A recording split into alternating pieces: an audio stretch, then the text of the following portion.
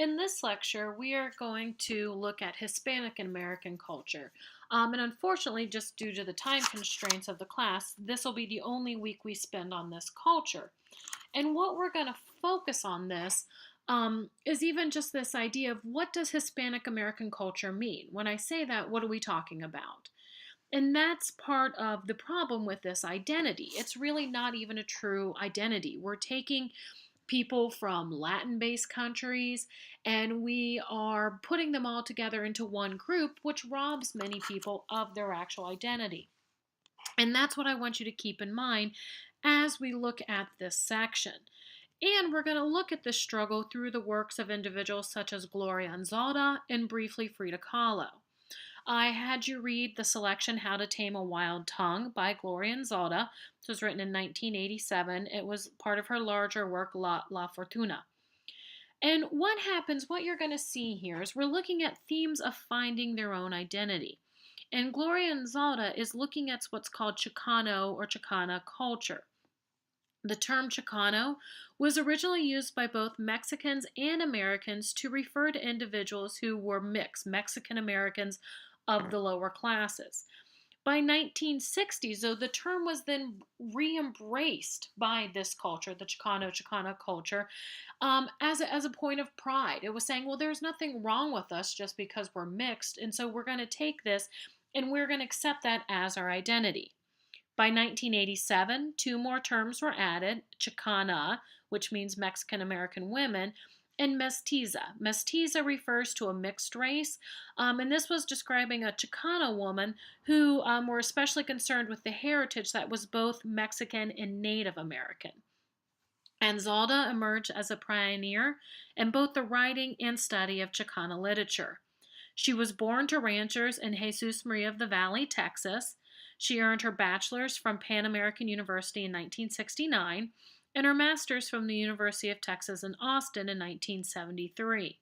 She did other graduate studies at the University of California at Santa Cruz, and she taught creative writing and Chicano studies and feminist studies at various universities.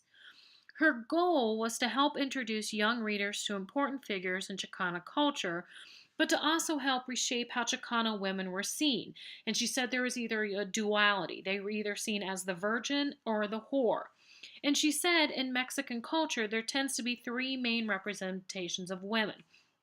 The first is La Virgen de Guadalupe, which references the Virgin Mary. The second is La Chiquinda, or the raped one, referring to an Aztec princess who served as Cortez' translator and lover. And the third was La Llorona, the woman who cries. And this was a spurned Mexican mistress who drowned her children. And so what she wanted to do was she wanted to try to show that there are other avenues for Mexican American, Hispanic American women. At the core of Anzalda's work is the belief that because metaphors structure the way we think, the metaphorical influence of these types of women must be reshaped so that Chicanos can escape the binary constraints of being judged as either a virgin or a whore. And interestingly enough, in many of her works, you also see this struggle of finding her own identity. Many of her works are written in English, but she also writes in Spanish, often mixing the two and offering no translation. And part of that is saying, well, why should she? And Anzalda herself spoke both English and Spanish, and often a mixture of it. And she chose not to add translations because why should she have to translate? Why should others not have to learn her language? And this is what you're going to see in How to Tame a Wild Tongue from Borderlands or La Fortuna. This was published in 1999. The version you have, I'm sorry. And she says with this, when she's talking about how do you tame a wild tongue, and I think it. How do you tame a wild tongue? Train it to be quiet. How do you bridle and saddle it? And so here what she's talking about some of her own personal experiences of struggling with almost this dual identity that she had. On one side, she was not seen as Mexican. On the other side, she was not seen as American, and that she was something mixed. And so this tale talks a lot about her struggles growing up and dealing with this. As we go through this, I'm not going to explain all of it to you, but I will raise some questions that I want you to think about in your reading. And so when we begin, she's talking about speaking Spanish at school. And remember, at first she got in trouble for speaking it on the playground. And then when she tried to correct her teacher for mispronouncing her name, think about what happens. And Zalda actually got in trouble for talking back to the teacher. And think about, this is your name. If somebody says your name wrong, that is part of your identity. And if you as a young child get in trouble when you're even trying to correct somebody in your own name, it teaches you that maybe even what you know about your name is incorrect. Often she was told to speak American, and if she didn't like it, to go back to Mexico where she belonged. Remember, she was born in Texas. She is an American citizen. And think of that in today's day and age when you hear people like, we're in the United States, speak English. There is no official language of the United States. Her mother would always tell her also when she was little that she needed to find a good job, and to find a good job, you had to speak English well. And she would say, what good is your education if you still speak English with an accent? And this refers to her experience when she was at Pan American University. Remember, she talked about that she had to take 2 speech classes. Why? Because she needed to get rid of her accent. She says she remembers growing up that well-bred girls did not gossip or talk too much. They did not talk back to their parents. And anybody who was successful also didn't speak with an accent. And that's an interesting concept to think about. Here, when you hear somebody speaking with an accent, what are some conclusions that people come to? Sadly, it may be that these individuals aren't intelligent, and that's not fair. Think of how many of us actually speak more than one language. In many countries, especially in European countries, multiple languages are part of the general education. And in fact, in the United States, this idea that you only need to know one language is a rarity.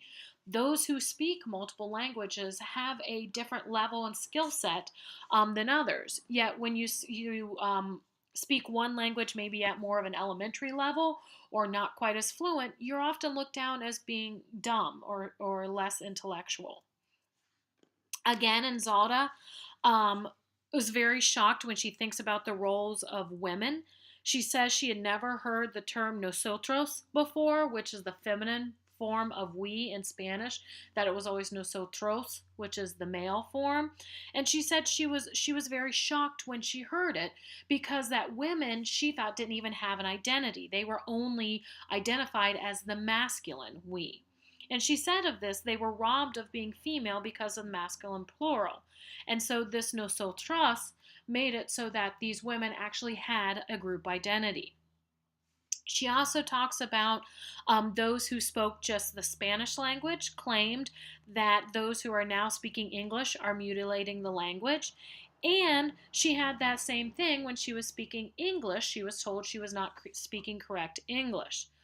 And often the Chicano Spanish is considered a mutilation of Spanish. However, she says that it is not incorrect, but it's a natural development of the people living on the border between Mexico and the United States. She claims the Chicano language is a living language, a new language that's developed and corresponds to a way of living, that it represents those people and there's nothing wrong with it. She says it's the language of those people who are neither Spanish nor live in a country in which Spanish is the first language. For people who live in a country in which English is the reigning tongue but who are not Anglo. For people who cannot entirely identify with either standard. What recourse is left for them but to create their own language? And with language, she says it's neither Espanol nor Inglés, but both. We speak peitos, a forked tongue, a variation of 2 tongues.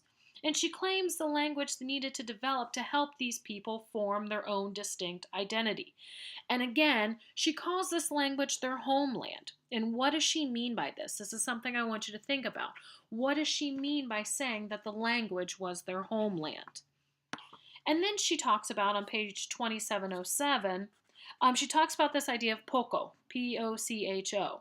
And it's this idea that you're a cultural traitor, that you're speaking the oppressor's language by speaking English, yet at the same time, she's criticized for speaking Spanish incorrectly.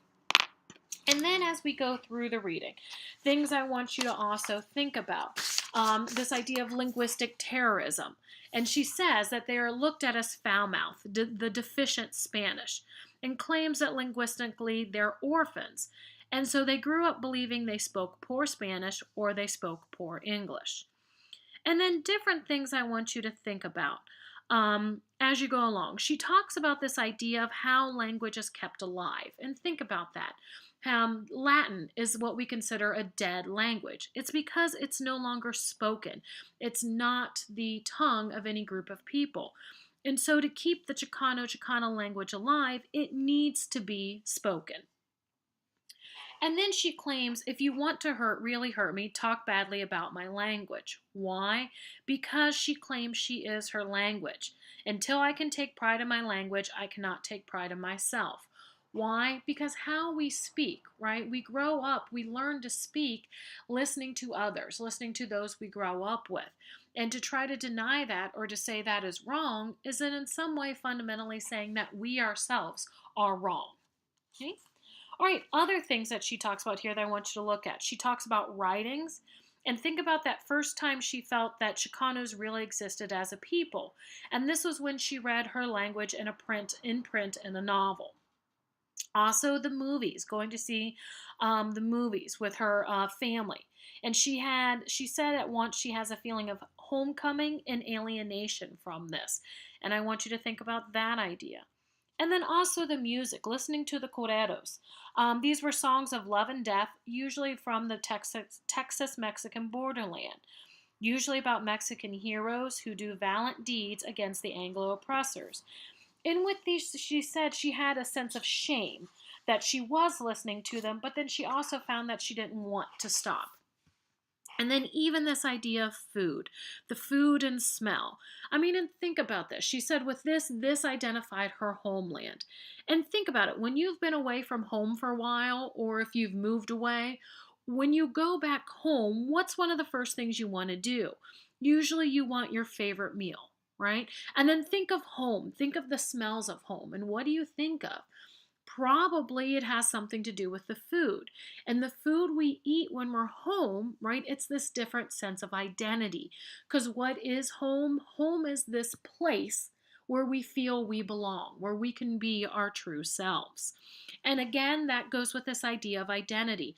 All of these things that she felt as if the world was making her choose helped structured her identity. And she at the end says, this is not something I have to choose. She calls it the borderline conflict. And what happens is when you choose, you have to choose one side until they each become nothing. And so she's decided that she herself, right, and the Chicano people need to accept both sides, and that's who they are. She asserts that the Chicano people in 1965 knew they were a people when they began to organize together and became aware of their reality as people. But the struggle for identity continues, and she's sure, though, that they will survive because they will fight. Okay? She claims the Chicanos will survive. They did not give up their tongue, meaning their language. Yet possessing a malleability that renders us unbreakable, we, the mestizas and mestizos, will remain. And so some of those ideas are what I want you to think about within this. And it's going to carry this idea over into some of the artworks. And that's what we're going to look at here. This is Frida Kahlo. Frida Kahlo was a Mexican artist, yet she did a lot of work in the United States. She traveled with her husband, Diego Rivera, when he did large mural projects in the United States. And we tend to, when somebody comes to the United States and starts creating art, we kind of tend to say they're an American artist too. But I'm having you look at this work. This is called The Two Fridas, 1939, and it's an oil on canvas. And what you see in here is, again, it's almost looking at this dual identity. And Frida Kahlo herself, her father was German, her mother was Mexican. And here, some scholars claim that's what's shown here, and then other scholars claim it's almost her looking at her two identities, because at one point she's seen as American, and at one point she's seen as Mexican. And so these are these two Fridas trying to deal with this cultural identity. You can see on the left, the woman is in, Frida is more in Victorian clothing. And on the right, she's in more traditional Hispanic Mexican clothing. And so that's what we see here is these two identities, yet they're joined together. If you look at the different hearts that you see, they're linked as one. Yet the figure on the right is cutting, right? It looks like here she's cutting, literally cutting the cord. And some people have claimed that this might be Frida trying to show that she feels like she herself has been forced into making a choice about her identity, that she must be one or the other, when in fact she's both. And so with this is an idea that you can look at the Inzalda piece and compare it to this artistic work. All right, well, the court cases that we're going to look at in this section, we're going to look at affirmative action. And the reason I put this here is because affirmative action is a policy that developed to try to help those who had been traditionally disenfranchised with. The term affirmative action is a term of general application referring to government policies that are there to directly or indirectly award jobs, admissions to universities and professional schools, and other social goods and resources to individuals on the basis of membership in designated protected groups, in order to compensate those groups for past discrimination caused by society as a whole. So first off, what does it mean to have membership in a designated protected group? This is a group of constitutionally protected classes, including age, race, disability. Sadly, sexual preference is not on that list still. And what happens, though, is this is a political justification to it, that it's the logical extension of creating opportunities for individuals who traditionally have been disenfranchised. Basically, it's allowing people to play the game who in the past were only allowed to watch. And so this is my example. Imagine a baseball team, and you have never been allowed to play baseball. And then all of a sudden, you're allowed to play baseball, and the very first game that you're going to play is you're going to play against the Yankees. Well, how are you going to do? You're probably not going to do well, right? The Yankees are probably going to clobber you. But when we say the argument, well, but you're allowed to play now, so you have the equal opportunities. It's still not an equal chance. So what happens with this? What do you need to do to be able to play against the Yankees? Well, you got to have equipment. You got to learn the rules of the game. You got to have time to practice. You've got to have time to get better, the opportunity, so that you can perform. Then maybe when you play the Yankees, it will be a fair game. And that's what affirmative action is trying to do. It's trying to help those who have been traditionally disenfranchised, not just allowing them to play the game, but giving them the tools necessary to be successful at the game. Affirmative action itself is the subject of many court cases.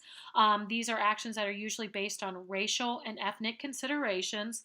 However, it's allowed here due to the claim that it's meant to benefit the members of suspect groups, not discriminate negatively against them. However, we're usually more concerned with group participation and not individual qualifications and rights. The affirmative action theory asserts that discrimination is a statistical racial disparity resulting from employment practices or other social institutions and activities that cannot be justified as essential or necessary to business enterprise or in the activity in question. It's a legitimate social and economic practice measured by a standard of racial inclusiveness or proportional representations. And so first what we're going to look at is the difference between affirmative action and quotas. Quotas are basically a straight numbers game, and we're going to see that in some of the cases that we look at. For example, when we see the Gratz case, you check a box, minority, 20 points. That is a quota. A quota, race cannot be the factor. It can be a factor. And again, we'll see this in a case that we're going to look at here in a moment.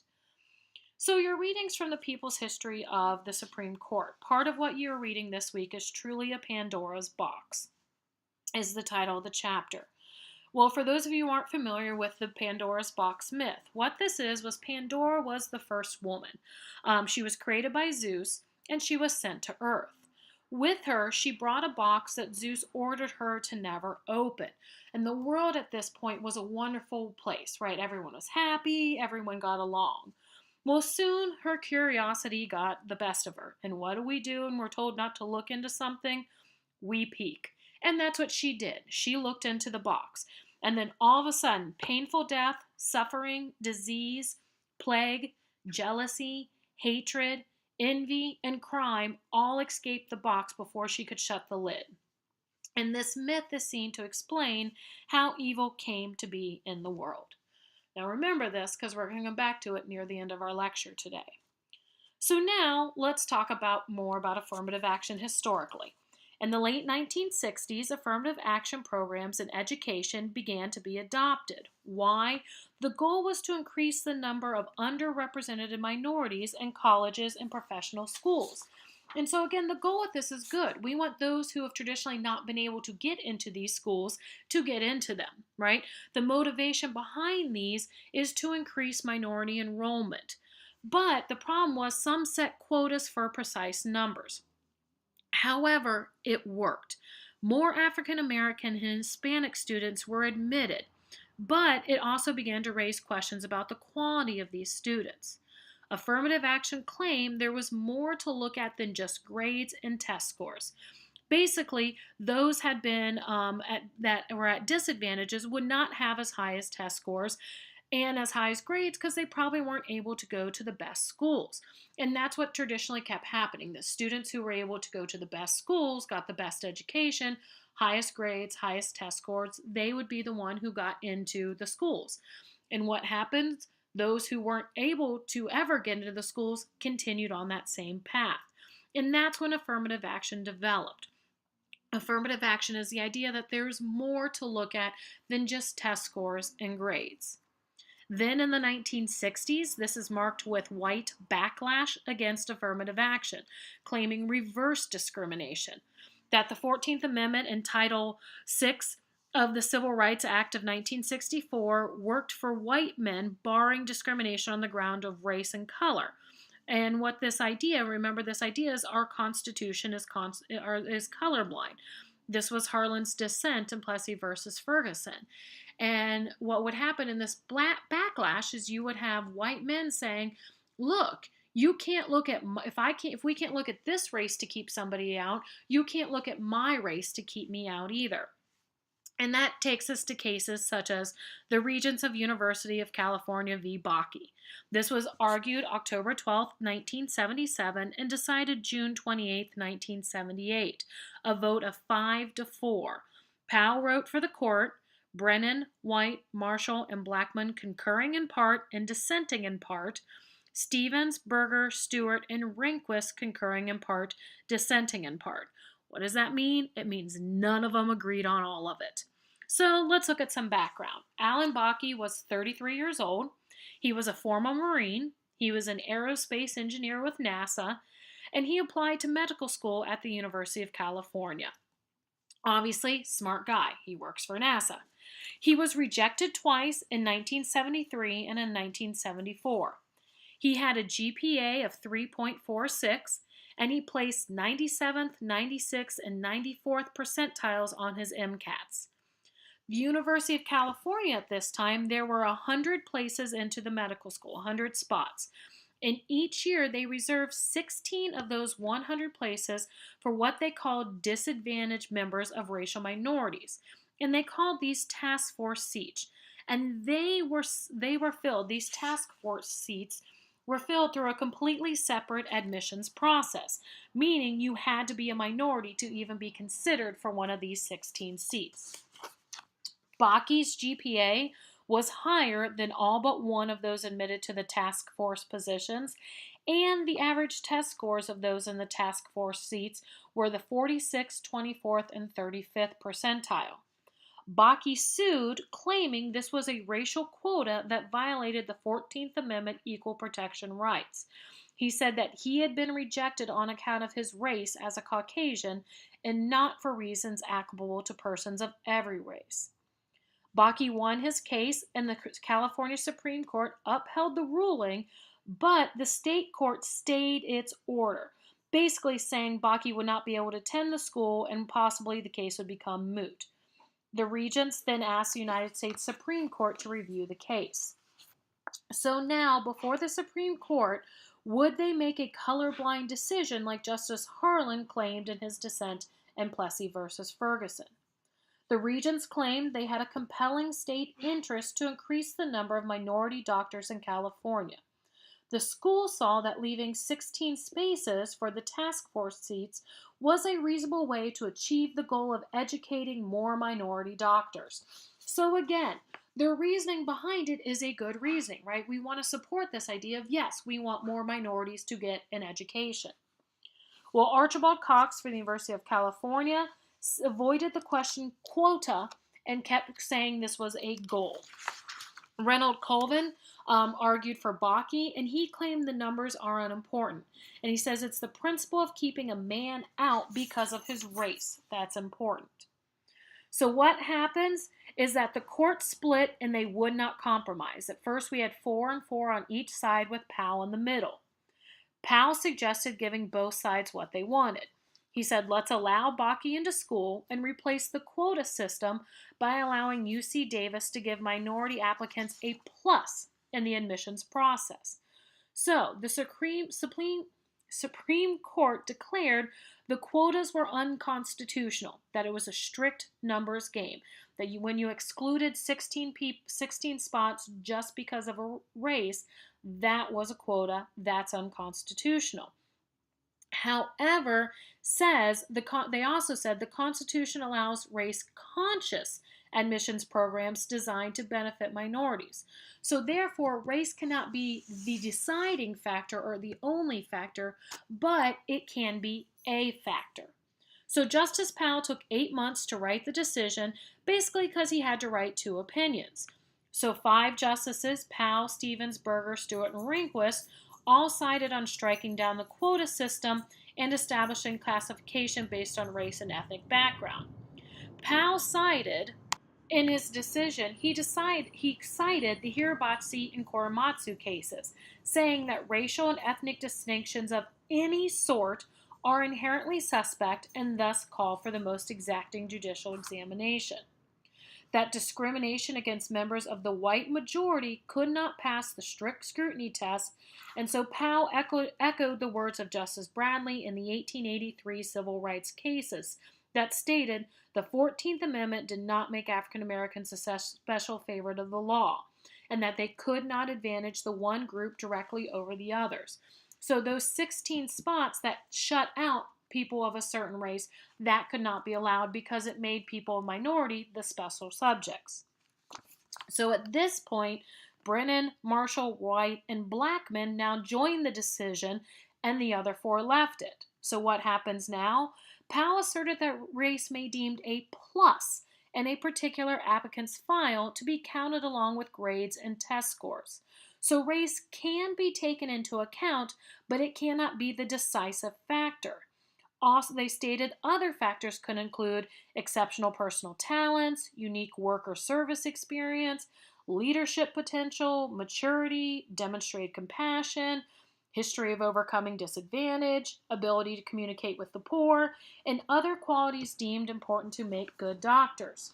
These 4, who supported the UC Davis system, then went on to write their own opinion, claiming it is because of a legacy of unequal treatment that we must now permit the institutions of the society to give consideration to race in making decisions about who holds the positions of influence, affluence, and prestige in America.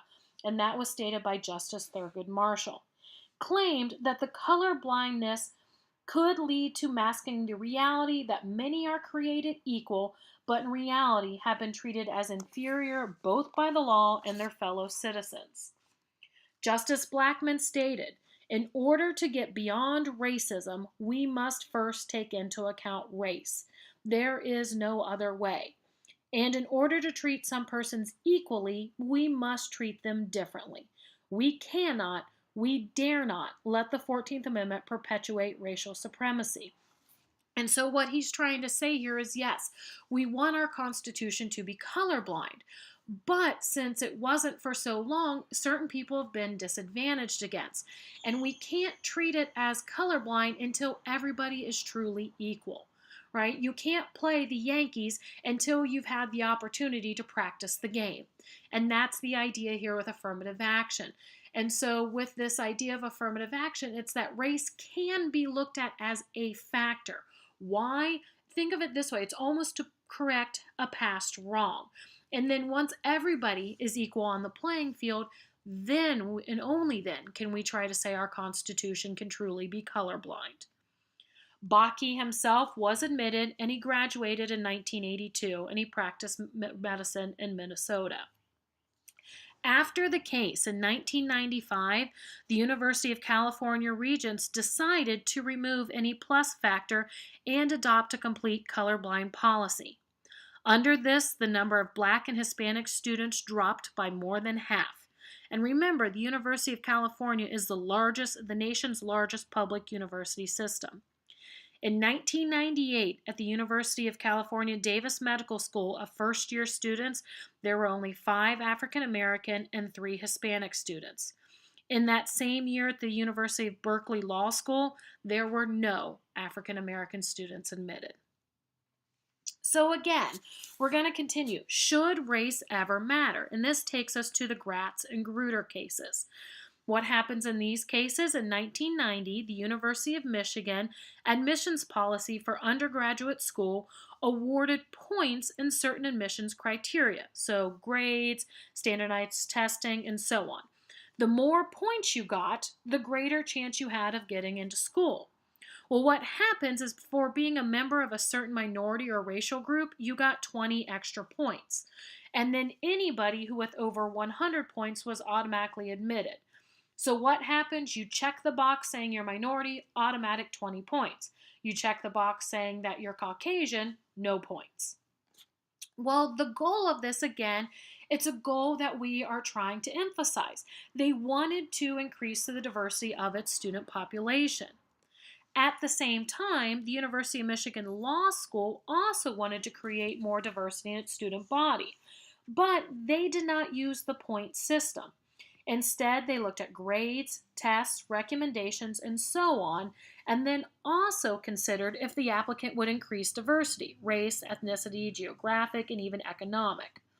So what happens? 3 Michigan residents were denied admittance. 2 undergrads, and that's the Gratz case, and 1 to the law school, and that's the Grutter case. They all then brought suit against the University of Michigan's president, claiming they were discriminated against on the basis of their race. Jennifer Gratz, white female, was turned down for admissions in 1995 and claimed the policy violated her rights under the 14th Amendment Equal Protection Clause. And again, that was the undergrad system where you got 20 points just for checking the box. She said the admissions decisions that gave minority applicants an advantage over whites. And this is an example of reverse discrimination. In 2003, both cases were heard before the Supreme Court. Here they tried to avoid racism and diversification. So how do you do both? Well, the decision happened on June 23, 2003. Almost interestingly enough, on the 25th anniversary of the Bakke decision. The court was split, though. There were 12 different opinions written in the case. However, Bakke was upheld. So what happens? In the Gratz case, which is the undergrad, 6-3 it was held the policy was unconstitutional. That any consideration of race must be narrowly tailored and automatically awarding points based on minority status is the same as a quota system. However, the Grutter case, the law school case, was 5-4, saying that reviewing each student individually and looking at factors besides race, this was acceptable criteria enough, and it was narrow enough to be constitutional. So again, the case is basically, it upheld Bakke, but it even more narrowly defined. The undergrad, where you checked the box and got 20 points, that was seen as a quota. But the law school admissions, where they looked at all these things together, that was not a quota and therefore constitutional. Here you're going to see from your book, Admissions goals, even within fairly narrow numerical range, are constitutional, but fixed numbers, whether of minority students admitted, Bakke, or points awarded to minority applicants, Gratz, violate the Equal Protection Clause of the 14th Amendment. Justice Ginsburg, dissenting in Gratz, stated, "The strain of generations of racial oppression still viable in our society and the determination to hasten its removal remains vital." Legal scholar Michael Trockman claims the case made the Constitution colorblind no more. It legally mandated that racial favoritism can be legal in narrowly defined circumstances. An applicant's race can be considered as one of many factors in pursuit of a compelling social interest. In these cases, the interest was diversity in educational institutions. The problem people see in affirmative action is then, how far can it be taken? Is this a slippery slope? Does it only apply to educational systems? What about in the business world? What if you had a company that does business in Asia and will be more successful with its Asian customers and suppliers if it only employs people, more Asian executives and salespeople? Can this company then favor Asians over Caucasians in the hiring process? If an American company does business with mainly foreign companies who favor Caucasians, can that then be used as a justification for only hiring Caucasians over minorities? Is this a compelling social interest? And this is part of that slippery slope. Well, Peter Irons in your textbook seems to look at this more hopefully. He said the court relied on friend of the court briefs from General Motors and a group of former military officers, citing their support for the need for the student body diversity and training students for leadership positions. What these friend of the court's briefs are, the amicus curiae, these are people, they're filed as part of a case for people who are not actually part of the case, but they have a strong interest in it. So a person with a strong interest in or views on the subject matter of an action, but who is not part of the action, may petition the court for permission to file a brief on behalf of a party, but usually to suggest a rationale consistent with its own views. This is usually done in cases of broad public interest in an attempt to educate the court on parts of the law that are in question. The writer of the brief must have some knowledge or perspective that makes their views viable to the court. So here, both General Motors and former military officers said affirmative action was a good thing. Why? Because they needed diversity and training of students so they could later hold leadership positions. Justice Sandra Day O'Connor wrote for the majority in the Grutter case, and she expressed optimism that the ultimate goal of racial parity, meaning equality, was in sight. She said, "We expect in 25 years, which would be 2028, she said, "We expect in 25 years from now the use of racial preferences will no longer be necessary to further the interest approved today." What do you think? Do you think this is possible? Do you think possibly it may take longer? Or do you think it's possible that we will actually reach this goal by 2028? Well, what we see directly after this case is now the court is ruling this exception very, very narrowly. Now, this takes us to the last section of the chapter, and we go back to Pandora's box. And here we see a discussion of a 1987 celebration of the Constitution's bicentennial. This celebration was held at the State House in Philadelphia, which is now Independence Hall, where the Constitution was signed on September 17, 1787. President Ronald Reagan was there to hold the celebration that celebrated the Constitution. Justice Thurgood Marshall turned down the invitation. He said, "I cannot accept this invitation." Marshall was the first black African American to sit on the Supreme Court. His father had been born into slavery.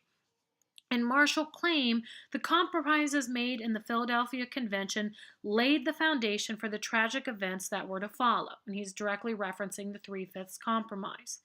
However, he asserted the reason to celebrate was in the suffering, struggle, and sacrifice that triumphed over much that was wrong.